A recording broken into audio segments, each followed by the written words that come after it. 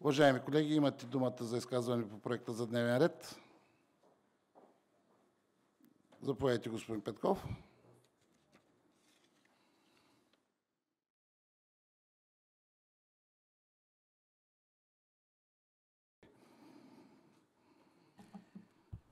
Уважаеми господин председател, уважаеми колеги, уважаеми присъстващи, кметове на населени места. Предлагам да внесем точка номер 19 в дневния ред за предоставяне на помещение за нуждите на спортен клуб Карате Академик или за удължаване на действащия към момента договор номер 24 от 2016 година между община Свищов и спортен клуб Карате Академик за помещение, намиращо се на улица 33 Свищовски полк номер 67, малък физкултурен салон. Мотивите ми за следното предложението са: на 10.11.23 година община Свищов прекратява едностранно договора за наем между общината и спортен клуб Академик. На 17.11, пак с писмо от община Свищов, се уведомява спортния клуб, че не може да бъде предоставено друго помещение за спортна дейност, като се обръща внимание на некоректното отношение на господин Божанов с съзиране на органите на РЗИ, с което се създава напрежение между община Свищов и РЗИ.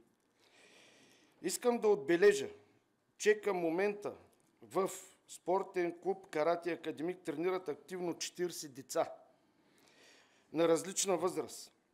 Само за календарната 2023 година до момента са спечелени 48 купи, 36 златни медала, 31 сребърни, 20 бронзови медала в дисциплините кудо, кикбокс, кьокушин и муай-тай. Също така и призванието за най-добър отбор по кудо.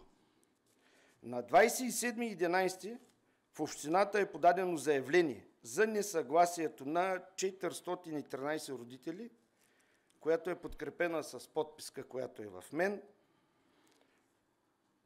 и симпатизанти на трениращите деца в клуба. Уважаеми господин Кирилов, уважаеми колеги, сега е момента да покажем дали ще работим конструктивно за доброто и за бъдещето на град Свищов, от което част неименуем са тези деца. Трябва да намерим решение да осигурим спортна зала, за да могат децата да продължат да тренират, като се има предвид, че в много близко време те ще имат европейско състезание, за което трябва да се приготвят. Въпреки изострените отношения от господин Божанов, предлагам да продължим с доброто напред, заедно, и това, че, както господин Генчев цялата си кампания е твърдял, че не дели децата, надявам се и така да продължат да бъдат нещата.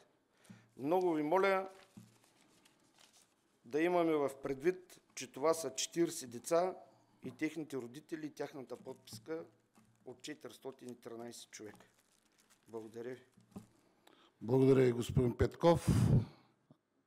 Подлагам и следващата точка, която господин Петков предложи, а именно,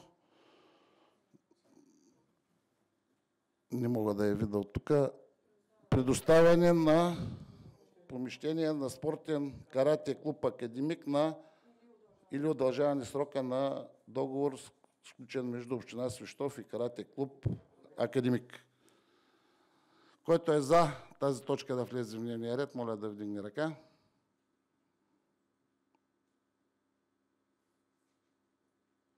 (13) За, против, въздържали се 16. Първо ще мине господин Петков точката през комисия и тогава ще влезе за решение в Общинския съвет. Не се приема вашето предложение.